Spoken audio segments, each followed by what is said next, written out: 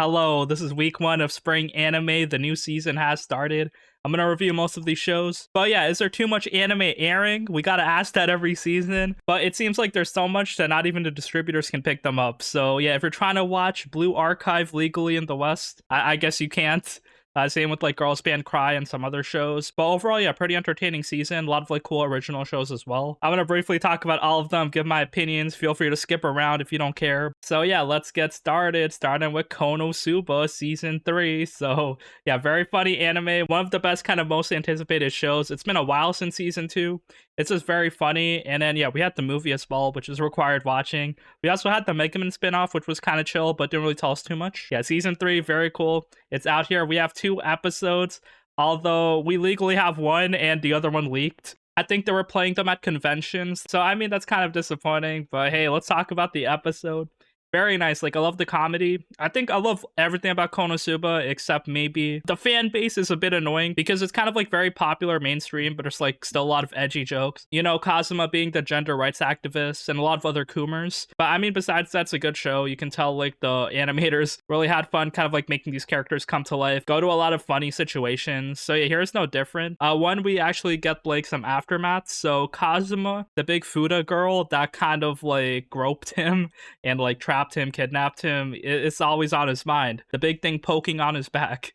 That's kind of like a reoccurring joke. It's kind of like Rudius from Mushoku Tensei when he had the erectile dysfunction, but it's kind of like the opposite. So he's still kind of being haunted by that, but yeah, he still goes on adventures with the team. They kind of do their thing, get rewarded, find treasure, and then funnily enough, something goes wrong, and we're back to the house again. So yeah, nothing really progresses too much. I think here they get a letter from the princess. So yeah, La Latina, Darkness. She doesn't want to go see the princess, but I guess she wants to meet Kazuma. Wonder how he defeated the other isekai hero with the sword and all those other adventures. So yeah, I guess he meets the princess.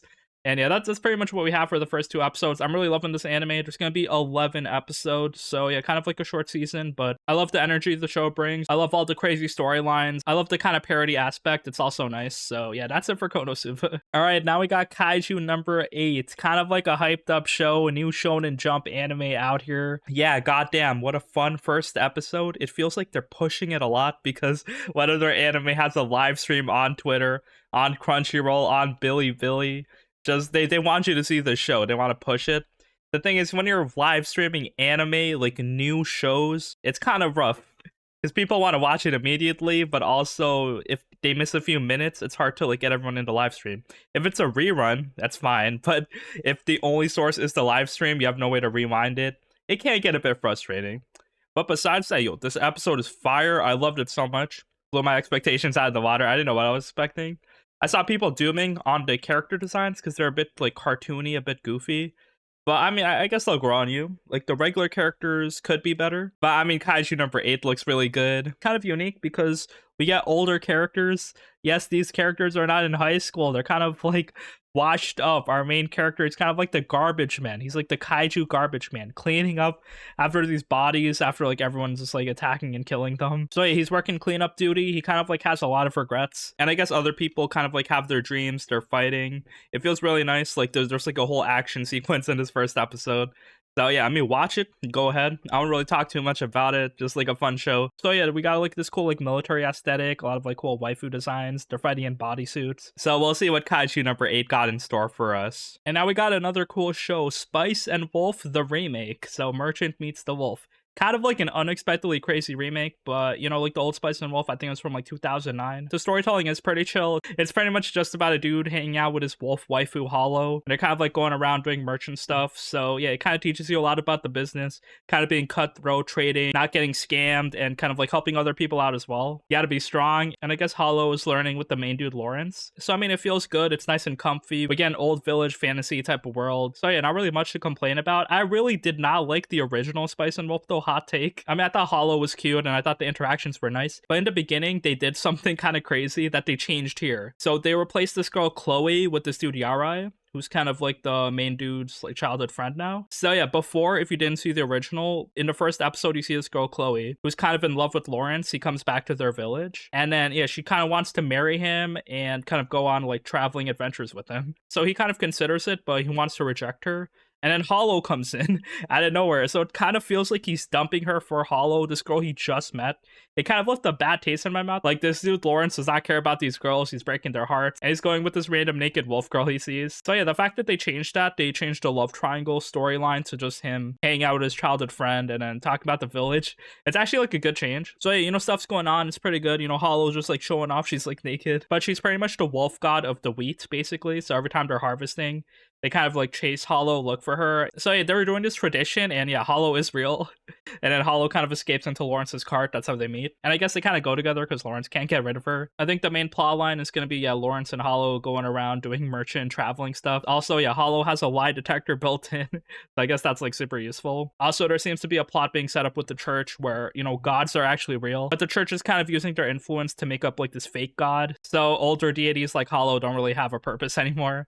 So yeah, stuff like that's going on, but yeah, very chill. I love these characters so far. I'm gonna keep watching because yeah, Spice and Wolf Remake 2024, how can you not? All right, and now we got I Was Reincarnated as a Femboy. No, that's not the real title. It was I Was Reincarnated as a 7th prince so I can take my time perfecting my magical ability.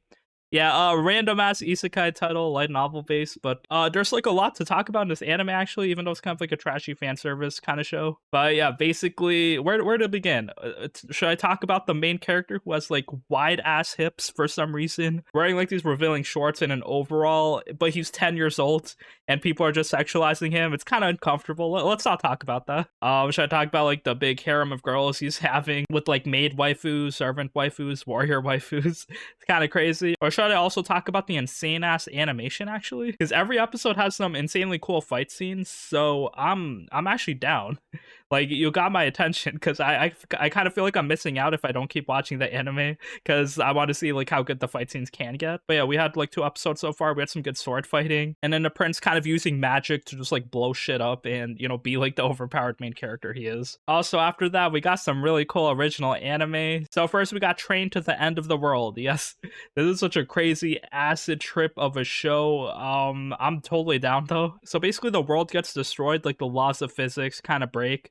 And then we're kind of living in a post-apocalyptic world where, yeah, everyone's just like trying to survive. People turn to animals. So how do we get here? Well, this company invents 7G. So if you thought 5G was bad, if you don't have the shungite rocks on you, in some random city in Japan, they press the 7G button, and literally the entire world collapses. Like, the laws of physics gets destroyed. All the city blocks kind of like explode and turn like bigger, and people turn to animals. And then the girl that pressed the button kind of presses it again, deactivates it, but yeah, too little, too late. So right now, like, the world we live in is basically like very large. It's kind of stretched out, and then there's no way to kind of go city to city. But it looks like most forms of transportation are gone, besides like this giant train. So yeah, I guess that's what we're gonna do. But basically, it's kind of like a cute girls doing cute things type of anime. So yeah, I thought that we're just gonna chill on the train and like, you know, relax and shit. But yeah, the story kind of goes crazy. So our main girl, her name is Shizuru, and she's looking for the girl that pressed the 7G button because they're part of the same village. And I guess she's taking the train to Ikebukuro. So yeah, it's like a one-way train. They kind of barely have supplies. The girl and her friends kind of like hang out. So yeah, we have 4 girls basically chilling on the train and a dog. We have like this kind of crazy adventure show. I mean, trains in the apocalyptic world is giving me Snowpiercer vibes. So I mean, there's like a lot of promise to it. I'm definitely going to keep watching, but yeah, this one is crazy. Also, we have another original show, Jellyfish Can't Swim in the Night. I love this so much, you know, cute girls doing cute things, rocking, playing in a band, kind of, you know, gives you the Bocchi the Rock vibes, give you the K-On vibes. I know you can't, every musical anime is not Bocchi the Rock or K-On, but this one's very similar. We got like this main character who's like very relatable. Her name is Mahiru. She's pretty much just another She Just Like Me for real character. So instead of like being socially anxious like Bocchi, she kind of has like an identity crisis. She kind of likes being an artist. She likes painting things, but she also hates rejection. She kind of holds herself back a lot because she had like a bad experience when she was younger. Her friends kind of like shit talked her art. So she's pretty much just like a bit shy, kind of like hiding herself, laying low. But she doesn't want to live this life. Mahiru wants to shine. But she compares herself to a jellyfish because jellyfish can't swim like regularly. They need the ocean to carry them. So yeah, Mahiru basically needs an extroverted person to carry her. in the nighttime. So yeah, she finds Kano, who's pretty much kind of like a famous idol musician. So they kind of team up and pretty much, like the Bocchi rock comparison, just hang out. They're kind of inspiring each other. So my hero might work on the art and the promotion for the band, while Kano kind of works on the guitar and the singing. So I mean, another powerful duo. The Yuri vibes go hard. It's very cute. This anime also I didn't talk about, but it's very well directed. All the background scenes look really good. When they're kind of like walking, moving, and talking, you just see like a dynamic shot inside a storefront or like different camera angles. So this anime is very nice, has good lighting, showing off the nighttime, and the characters are super cute. So yeah, I'm gonna keep watching, and I'll kind of talk about another musical anime, Girls Band Cry. It's made by Toei. It's another original show. I mean, these kind of musical girl band animes kind of like melt in my mind now. There's like so many. Yeah, this one's very similar to the Jellyfish one. It's like a bit worse, I would say, but it's still like kind of cute. And first of all, this anime is mostly CGI, which isn't a bad thing. It looks good, but I mean, it might be off-putting to some. Yeah, it reminds me a bit of D4DJ, but yeah, a bit of higher quality. But basically, we got our main character, Nina. She's kind of running away from home. I guess she has like family issues. They're kind of suffocating her. For some reason, I don't know, but I guess she's trying to go to college. So she goes to Tokyo, has to like pay rent, do all that shit. So it's like pretty hard on her. And if she fails, if she can't like, get a good job or support herself, she has to go back to her parents and like, admit that she's wrong. And then she already dropped out of high school. So yeah, the odds were stacked against her. She meets this girl, Momoko, who's also like this famous underground singer, I guess. And they kind of meet up, have fun. She kind of like shows her about the middle fingers and stuff. But we realized that Momoko, she's been in Tokyo for 3 years, and she's never really been super successful, so she's leaving. She's quitting the band, she's quitting music. She gives her guitar to Nina. No, it can't end like this. So she kind of like chases her down, kind of yells in the middle of a street performance with the microphone. No, Momoko, don't leave, you can do this. And I guess their band life is starting. It's kind of interesting, I guess. It's a cool premise. And speaking of music, we got another music anime to talk about, Sound Euphonium 3. So this is a KyoAni production. I mean, very good looking show. I'll be honest, I haven't watched it, but yeah, it seems like there's a loyal fan base. There's like a lot of content. There's movies, there's competitions, there's like people rocking in this like kind of school orchestra, it looks like. So yeah, KyoAni's working on this. I bet it'll be good. I guess like the classmates, they're kind of graduating. So the younger people are now the top dogs, and now they have to kind of like lead this band. They have to win the gold medal, they have to do their thing. So yeah, I'm gonna check it out. And yeah, let's talk about some other continuations very quickly. So yeah, I got reincarnated as a slime season 3. So yeah, I mean, this anime is insane. They cooked on the world building so hard every season. Just like 10 plus minutes, 15 minutes of just straight dialogue each episode, kind of like setting things up, people plotting in the back. Remember being strong as well. I kind of think, he's been a bit overpowered. We gotta deal with that. But I guess like if there's more power scaling, if other people can keep up with him, like we just like met all these demon lords. So yeah, probably he'll face some adversary. But basically, yeah, if you haven't seen season 2, there's 2 parts to it. Rimuru turns into a demon lord, murders like all of the kingdom's army that was attacking him.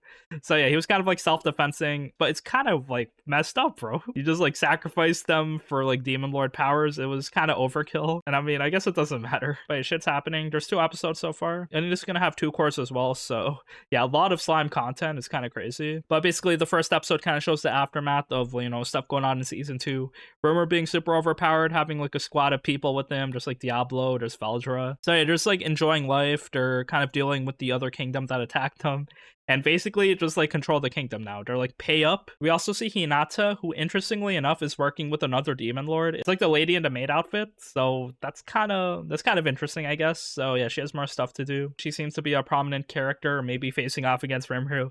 I mean, she almost killed his ass before. So yeah, a lot of interesting stuff can go on. But yeah, so I'm very dialogue heavy. The anime's pretty chill to watch. You could also binge it. Also, we got Mushoku Tensei season 2 part 2. So yeah, kind of controversial show. Rudy is pedophile. Now he's marrying Selfie. If you have spoilers for season 2 part 1, stuff goes on. I thought season 2 part 1 was the weakest in the whole season. Like, I thought the erectile dysfunction was unique. Like, I didn't mind that at all. But I thought the story was a bit slow. But I mean, it is what it is. Like, more stuff is happening. So it looks like Rudius might hang out with his family. It looks like they're still doing stuff in the school. And it looks like him and Selfie are gonna work on their marriage. So yeah, it's kind of interesting. Yeah, I mean, if you don't like Rudius, that's fine. But the storytelling is insane. This anime looks really good. Like, every episode has like movie level quality. We also have My Hero Academia season 7, as well as Demon Slayer, the Hashira training arc. So yeah, they haven't aired yet, so I think My Hero is gonna have like 4 kind of recap episodes. The recap episodes so far are kind of interesting because there's a lot If you don't remember, then yeah, I guess the recaps will help you. A lot of dark stuff happening, you know, people are attacking, like the world's kind of in trouble. So yeah, all that's going on. I guess season 7, the fights are going to keep going. Like, I know the manga is still ongoing. The art is insane. The story is something else, I guess. But yeah, we have another 2-course season. It's going to air in May, so that's going to be cool. The Hashira training arc, I think it's going to be like a shorter season, but this is also going to air in May. Also, after that, we have Windbreaker. Yeah, kind of a cool gangster, high school delinquent type of anime. I like it. It's pretty wholesome. The main character is not really a bad guy either. And all these characters are kind of just like living their lives while also getting to a lot of fights. So yeah, our main character is Haruka. He has kind of like a cool design because he has like black and white hair, kind of like half-half. And he has like heterochromia. So I guess if you're in Japan, you look like this, then they judge you. You cannot fit in. So yeah, his whole life, just like his parents are giving him shit, his teachers, students, they all think he's weird. So he decides to leave and transfer to a new school in this kind of slum district where there's a lot of like crime and gang violence. So he wants to transfer into their high school and be the top guy. That's his goal, but then when he goes into the city, he realizes it's so nice. He realizes that the people are really friendly, and then even though there's like crime happening, he kind of saves one of the girls, Kotoha, from being harassed, and they kind of instantly establish a friendship. She owns like this cafe restaurant, and then she kind of accepts him for who he is. He's like, wait, you see my hair and shit? You're not like weirded out? And she's like, nah, bro, that's normal. So yeah, I guess all Haruka needed was somewhere to accept him, and here where he was like trying to fight people, it's kind of awkward now because everyone is kind of friendly to him. So yeah, he's acting all tsundere. He's like, no, I don't need your help. I'm going to do what I want. But then he realizes there's like strength in numbers. And the school he's going to transfer into, there's also like a lot of gangsters with hearts of gold. They kind of like beat people up. And I guess like a lot of people, they want to be heroes. They want to be saviors. So yeah, pretty chill show. It has good animation. The characters kind of like chill high school boys. So yeah, I mean, this seems like a better Tokyo Revengers, if anything. Okay, and now we got a salad bowl of Eccentrics. I really love this show. I'm kind of recommending everyone to watch this if you like comedy style anime, because I think the comedic timing here is like really well done. I think the anime is really nice and chill. It's not too deep, but it's pretty much a reverse isekai. If you've seen Hinamatsuri, this is exactly like the same story, like surprisingly, where you got like this lolly girl hanging out with the main dude, you got this like homeless girl running around. It's very funny. I really like the comparison there, but it's like doing its own thing. Like Hinamatsuri was kind of like a bit more serious. It had a lot of good comedy and weird shit happening, but also there's like a deep family plot line. But here's just like full comedy.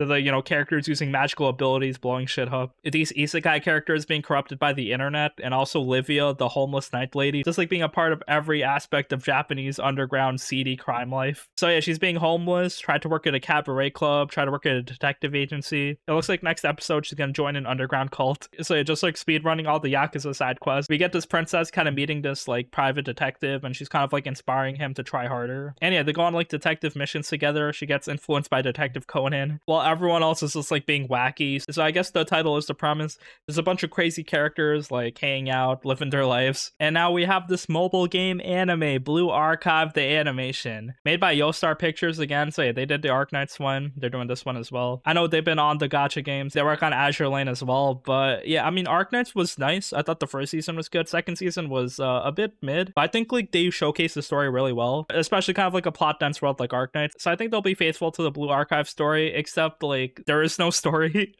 Yeah, you're pretty much just like the sensei, you're the teacher, and you're hanging out with all these underage girls. You've probably seen the millions of Doshins. But yeah, this mobile game, if you haven't played it, is pretty much just a skin simulator. Like, the gameplay is just like these chibi characters shooting in this like kind of like side-scrolling street. It's a bit outdated, but yeah, I mean, the skins are insane. If you've seen Karen or Asuna in a bunny suit, like, it's over. Yeah, those characters are my favorite, but yeah, I mean, don't look at Japanese Twitter on this because there's a lot of crying emojis. So I mean, the fan base for this game is a bit strange. But I mean, another gacha game show, maybe it'll advertise the game. But pretty much the concept, just like a lot of schools in the city. And in the schools, there's like gang wars, so people shoot each other from other schools. And then you're the sensei, you're the teacher, kind of guiding these students, have them get stronger, smarter, survive, and I guess build some more relationships. And now we got an Archdemon's Dilemma, How to Love Your Elf Bride. This is a very cute show. There's 3 episodes so far. I'm loving the dynamic so far. It's pretty much about this slave elf called Nephilia and this kind of evil sorcerer named Zagon. So yeah, basically Zagon, he's kind of like a nice dude. He actually has a heart of gold, but then sorcerers are kind of misunderstood in this world. There's like scary, crazy magicians. So yeah, he kind of like lives by himself in the forest in his castle. Everyone's scared of him and he's super strong, but he also saves a lot of people as well that get lost or attacked by monsters. So yeah, kind of like a stand-up dude. I guess his only problem is that he can't communicate. He's kind of very gruff and mean. So yeah, this kind of scares off a lot of people. So yeah, one day one of these rich like supreme sorcerers dies. So then all the stuff is auctioned off and Ophelia is part of the auction. So Zagon buys her because of course he does. He spends all his money on her because yeah, he falls in love with her.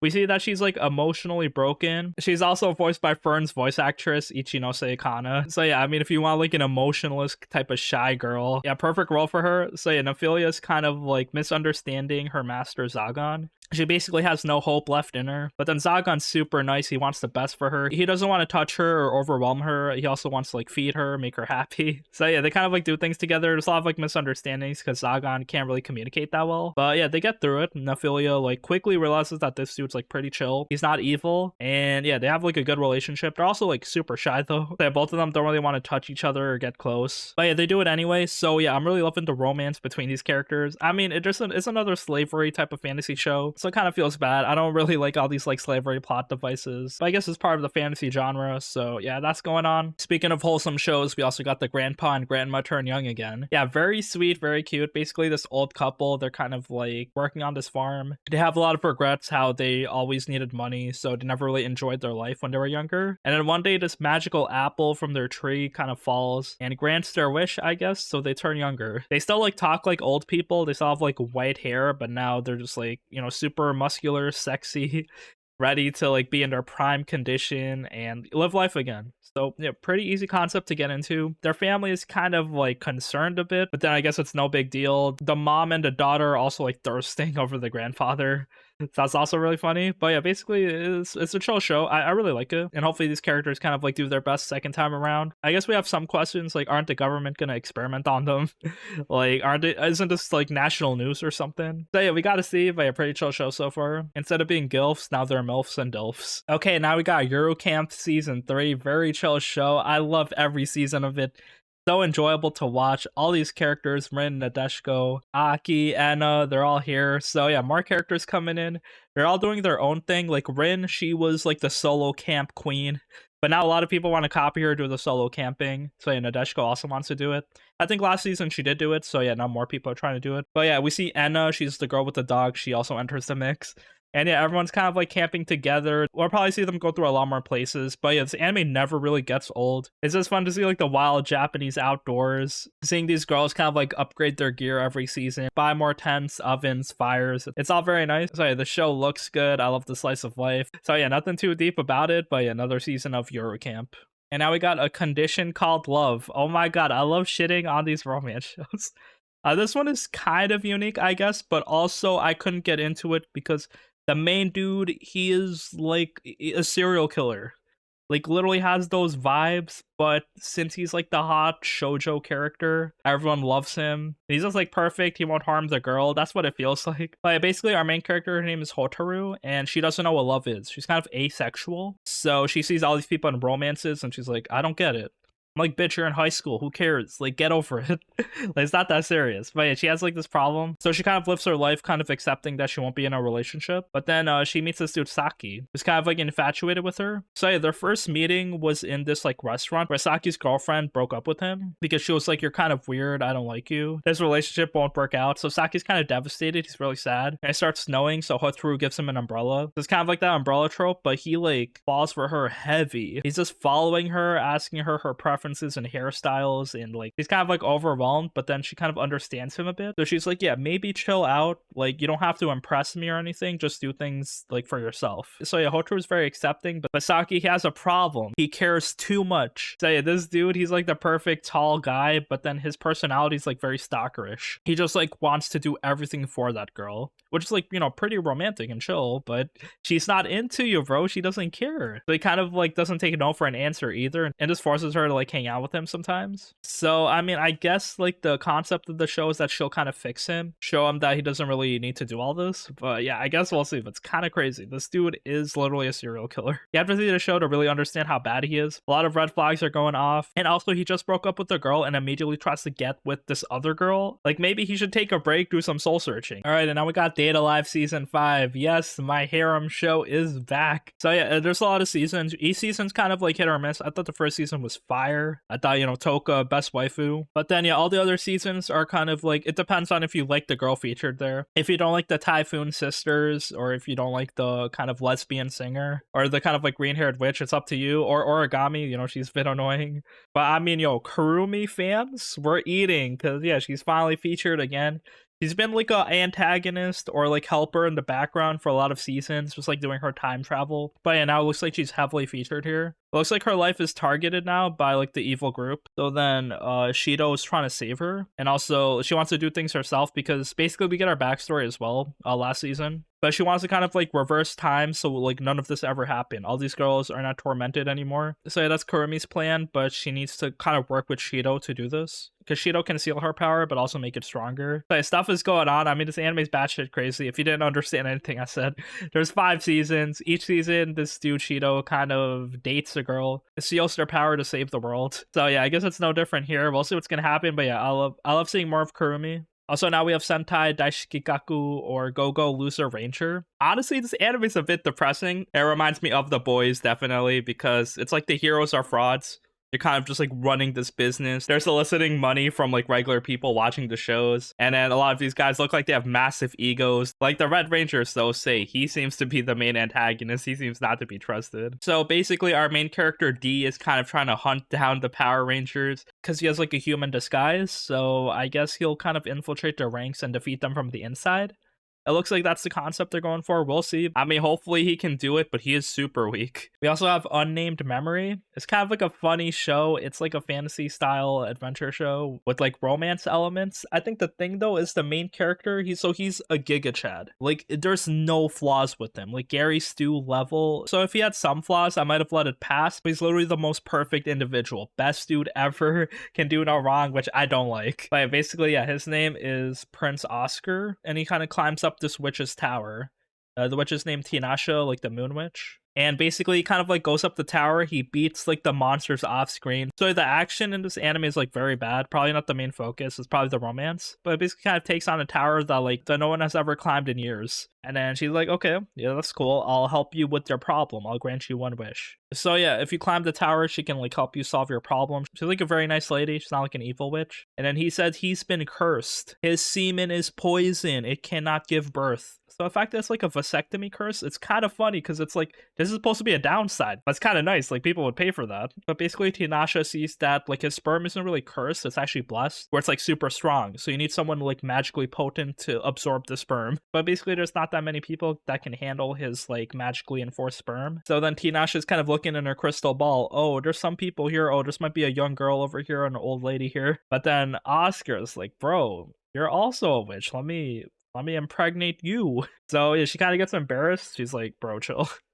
But then, I mean, it makes logical sense, I guess. He's the Giga Chad. He's invited to the TikTok Riz party. They kind of like live together now, I guess. It looks like they're going to hang out for a whole year. So yeah, probably go on adventures. But yeah, my main gripe was that the main character is so perfect. Like I can't handle that. But besides that, it's like a pretty chill romance show with like a kind of interesting background. And now we have Bartender, Glass of God. So it's kind of like a remake of a 2006 anime, Bartender.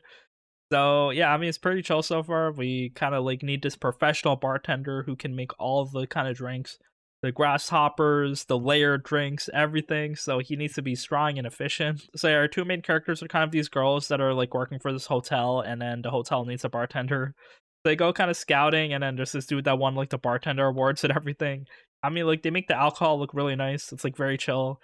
Kind of like gives you the Food Wars vibes, where if you drink the alcohol, it kind of reminds you of a past memory. It's just like a very chill kind of like slice of life working anime. So yeah, showing you about the bartender life. He has to be trustworthy. He can't mislead you. So yeah, I guess the art of bartending is real. And now we got some other shows. The banished former hero lives as he pleases. Yeah, another kind of like Gary Stu main character, does no wrong. Just like helps all these girls out. Animation's like very bad. I know a lot of people complain. I think most of these girls have some type of like tragic backstory, which is pretty decent. Like, that's fine. But yeah, the story is like really bad. Just like the main dude kind of like gets expelled from his family on purpose. He's like hiding his true powers. And then he's kind of like directly opposing his evil family. And helping out all these girls are just like being attacked. There's also the Irregular at Magic High School, season 3. I saw the season before this where it featured like the dude's little sister. I also saw the Visitor arc. So no real reason to watch this unless you're like a big fan. But yeah, I guess I had to like mention it. There's like a 3rd season. There's a lot of content, surprisingly. But yeah, it's kind of like a light novel based show. Yeah, this main dude, his magical power is that he can nullify other magic powers.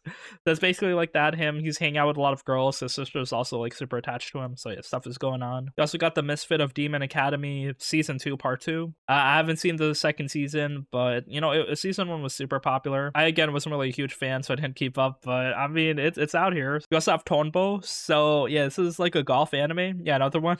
It's very different from Golf Girl's story, but it's like a small town type of golf story. So basically in this island, it's like full of rejects. Everyone tries to leave the island when they're like high school age. So it's a very tiny place. Our main character, Igarashi, kind of like enters here for work. And then he brings his golf clubs with him. And funnily enough, there's this huge golf course on the island. So he kind of like enters the golf course with Tonbo, who's like a golf prodigy. She's like 12 years old and just like hits like all these crazy shots with just like a 3 iron.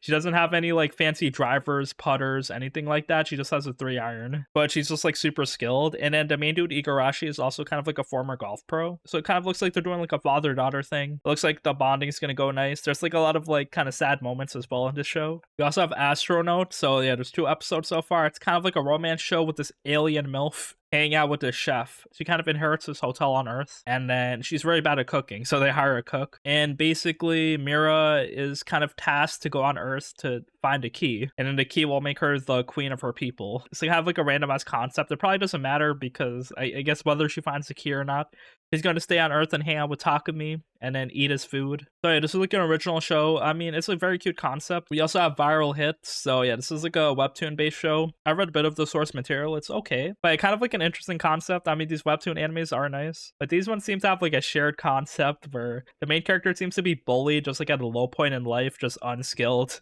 and unpopular. And then they kind of get like a shortcut to success. So yeah, this one's kind of like obsessed with like, you know, YouTube. They're kind of making live streams and shit, just like being famous online and making money. And then the main dude, his mom is in a hospital. So he's trying to like make money to pay hospital bills. And then he kind of gets in a fight with another dude, and then it's just like live streamed. So yeah, he kind of like makes it big, but then you can't be a one-hit wonder. So I guess they're working on like increasing his views, kind of like establishing his channel, doing things. And now we got the Fable anime. So yeah, this is very cool. I'm kind of surprised like it's out here, but yeah, I mean, why not? If you've seen the live action movies, they're on Netflix. It's like pretty decent, but the concept is kind of not too serious. It's like a bit goofy, but basically, yeah, the main dude's a hitman. He's very famous. His name is Fable. He's actually too famous that they have to kind of lay low for a year. So yeah, their handler is like, no killing for 1 year, and he assigns Fable and his assistant to be like brothers and sisters and live among the common people in peace. So yeah, their fake identities are being like established, and yeah, they just have to live their life like this for a year. I mean, seems easy, right? But it seems like in this world there's like so many crimes happening in the underground, like carjackings, sex trafficking, as well as like murder, scamming, kidnappings. So Fable kind of finds himself like being attracted to all these things, but he has to be a nice dude. He has to stop killing people. Because I guess if he kills one person during this year, then he's fired and he'll die. I mean, the anime's pretty solid so far. Like the animation's nothing special, but the characters are very fun. The story goes a lot of different places. So yeah, we'll see what's gonna happen. And now we got the many sides of voice actor radio. Have like a chill show, nothing crazy, but the concept seems to be like Yuri themed, like a romance between kind of like a cold antisocial girl and like a very positive popular girl. So it's kind of like the dog cat type of personalities. And they go to the same school, but they're both like undercover voice actors. So they kind of like get recruited to be on this radio show, like this type of podcast type of thing. And I guess they have to kind of get along now. So yeah, they have like clashing personalities, but I guess slowly they'll open up to each other. Speaking of Yuri shows, we also got Whispering You a Love Song. The main girl is kind of like this tall black-haired girl, plays guitar. She's very shy. And then the kind of love interest, Himari, she's very happy, positive. She's a first year, and yeah, she just like kind of falls for her after singing, but she wants to be her fan. The tall girl who's kind of like shy gets the wrong idea, instantly Yuri situation. She's falling for her. So yeah, I mean, it's done very wholesomely. We'll see what's gonna happen, but a super cute show. It's probably gonna be a lot of the same as the season continues. But I'm cheering for the characters. The situation is very cute. So yeah, I'm gonna keep watching. We also got Tadaima Okaeri. So I thought this would be like an interesting family show. But then yeah, it explores like a gay couple. So I thought that was cool. But then people are like, this is the Omegaverse, which is kind of like an interesting concept, but it's basically boys can also get pregnant and girls can also impregnate dudes. So basically, it's kind of like your personality type if you're like a top or a bottom. And then that determines the family structure, which is kind of interesting. Like, I'll keep watching. I'll keep watching because, yeah, family style animes are cute. But you also have to know what Omega is to kind of like understand the world as well. And we also have Monster, kind of like a cool isekai. I like the kind of like older story they have. So it's basically like a goblin isekai, very solid. And I think the story kind of like came out 2012. So yeah, not Goblin Slayer, but yeah, this dude turns into a goblin. Goblins mature really quickly though. So instantly from being a baby, just like the days pass and he's like a grown man. And then yeah, just like growing up doing things. So yeah, he also has like a cool isekai overpowered ability. So he has like the absorption skill and he's just like kind of fighting strong monsters, eating them and getting stronger himself. So yeah, this dude's just like leveling up, turning into like a stronger goblin. It looks like he's making a lot of connections, goblin waifus coming in. Also, yeah, there's a slavery thing here that was also like a bit uncomfortable. They didn't have to do this. So yeah, there's like a lot of human women that goblins like to rape. So he kind of puts a stop to it after he becomes like the village leader. He seems to be trying to get along with everyone, but if he does need to use violence to kind of control people, he will. We also have Mysterious Disappearances, kind of like a crazy show. It kind of goes all over the place, but I guess the concept is we have like this big tittied author lady kind of washed up. She finds this magic book artifact, and yeah, apparently this world has a lot of like crazy magic artifacts, and so I have no idea what's happening. But it looks like one of her coworkers is also like this creepy dude. I don't know, but I'm kind of interested. I'm down for the concept. There's also like a good amount of fan service, so I mean that's fine, I guess. And I guess we'll see what's gonna happen. But a pretty interesting, crazy show. We also have God's Game We Play. Very bad show. I'm not interested at all. But the concept is that like I guess there's gods in this world, and then you play like God's game. And I think if a human wins 10 games without losing 3, they get 1 wish, or like they get infinite wishes. So yeah, we have like the strongest rookie here. He's just like our black-haired main character, and he kind of teams up with this goddess lady who's like a washed up god, so she wants to go back to heaven. So yeah, basically they're working together doing like these god games. The games are so bad. Like I think the first game they played was like concentration, like where you flip the cards around and you have to make matching pairs. But then they play the game while the cards are flying in the air, kind of in 3D space. But then yeah, it just like doesn't matter. The main dude beats the girl. And then, yeah, this game didn't matter. Also, the second game was like very random. It's like they were playing hide and seek reversey against the god, like where the whole city was the board and the god's kind of like smashing buildings. Yeah, these games kind of suck so far. We're kind of 0 for 2, in my opinion. But hey, there's 13 episodes. There might be better games out here to play. Maybe they do some Monopoly, some Connect 4, or maybe there's like some more random action stuff happening. You also got Mission Yozakura Family. That's also kind of like a cute action romance show with like spies, high schoolers, good amount of comedy. So yeah, I guess this one's kind of interesting as well. I might check it out. We have Studio Apartment, good lighting, Angel included. This is a very bad show. It's kind of like the typical like, you know, girl kind of comes in, helps you out, a romance between them. It's like the Angel Next Door Suppose Me Rotten as well. This one, yeah, our girl is an angel, like a literal angel. Kind of comes from heaven and she's lost, so she's kind of trying to explore like human culture, trying to see how humans live to like better her angel abilities. The thing is, God did not tell her how degen humans can be. But anyway, she kind of like goes in a good guy's apartment, sleeps in it, and then yeah, he's kind of like this random high schooler dude named Shintaro. He's living by himself, so yeah, no parents. I guess why not? But yeah, he's having trouble living by himself. I don't know why he's living by himself in high school. I guess we need this to happen to have them be together. But basically the angel, she's like very innocent, kind of like just like hang out with him a lot. So yeah, maybe the angel will see the best in humanity as we get this kind of like random blank slate self-insert good guy dude kind of taking care of her. We also got the Duke of Death and his Maid season 3. I mean, the show's keeping it going. It is very wholesome, very chill. A lot of characters coming in, a lot of different like undead supernatural waifus out here. Romance is pretty wholesome, so yeah, we'll see what's gonna happen. There's also Chillin in another world with level 2 super cheat power. He gets kind of kicked out first because he's level 1 and he's never able to like kind of advance his skills. But then once he turns into level 2, he just unlocks everything. He's just like super overpowered. So it's just like a shitty concept. I mean, the waifus are hot. That's one thing to watch this show for. We also have as a reincarnated aristocrat, I'll use my appraisal skill to rise in the world. So a random dude gets resurrected as like this baby boy, and then he has the appraisal ability that's kind of like one of a kind. So then he can kind of judge people, he can fight against people, and he can use this on items as well. So yeah, this dude living his fantasy life. It's pretty generic.